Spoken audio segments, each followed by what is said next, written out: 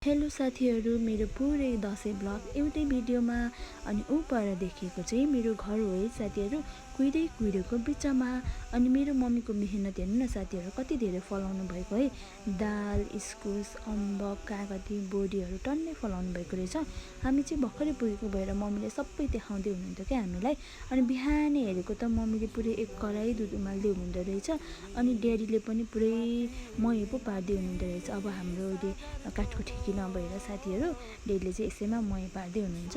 अनि केरा पनि यतिकै थियो। अनि के गर्ने भन्दा त अब लस्सी बनाएर खाऊँ न त भनेर सबैजना मिलेर लस्सी पनि बनाएर खायौँ, मम्मीहरूलाई पनि दियौँ।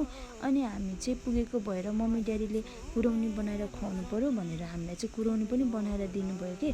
गाउँको यस्तो अर्ग्यानिक सबै कुरा खान पाउँदाखेरि चाहिँ साह्रै नै राम्रो लाग्यो। अनि दसैँ हो, ड्याडी चाहिँ मासु काट्दै हुनुहुन्छ साथीहरू। अनि दसैँमा दुना टपरामा खाने भनेर हामीले मम्मी र म चाहिँ दुना टपरी सुनाउँदै थियौँ। म चाहिँ सिकिरहेको है साथीहरू। अनि यसरी मम्मी चाहिँ सबैजनालाई दुनामा मासु बाँडेर दिनुभयो, साह्रै नै रमाइलो भयो। अनि त्यसपछि हेर्नु न, हाम्रो मम्मीले चाहिँ यसरी आफ्नै बारीमा फलेको इस्कुस, ड्र्यागन फ्रुट्स चाहिँ देखाउँदै हुनुहुन्छ।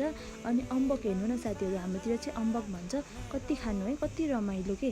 अनि कागती आफ्नै बारीमा फलेको दसैँ भएको भएर चाहिँ हामीले सेलरोटी राति नै बनायौँ। अनि मम्मीले बिहानै घर लिप्नुभयो, दसैँमा सबैजना आउनुभयो, रमाइलो गऱ्यौँ, नाचगान गऱ्यौँ।